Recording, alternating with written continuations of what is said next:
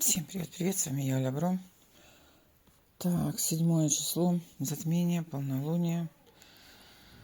Пообщаемся с колодой Таро ангелов. Какие подсказки от них будут? Так, подсказка, медитируем. Значит, занимаемся духовным ростом, да? Медитируем, впускаем в свою жизнь чудеса, доверяем происходящему. Новые возможности входят в вашу жизнь. Возможно, детки чудесным образом вас порадуют.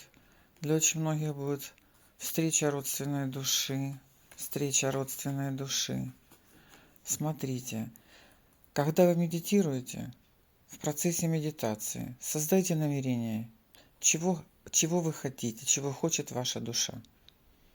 Для кого-то откликнется именно взаимодействие с детьми, взаимодействие с какой-то, видите, взаимодействие, тема любовь, да? Тема любовь. Создайте намерение. У вас все чудесным образом получится. Видите, силы у вас достаточно для решения.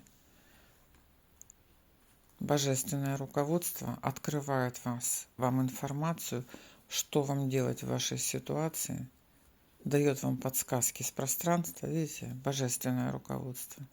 Что вам делать, как вам быть, как вам решить ваш вопрос. Обращайтесь к силам света, к духам родом, ангелам-хранителям, задавайте вопросы. Задавайте вопросы и получайте ответ.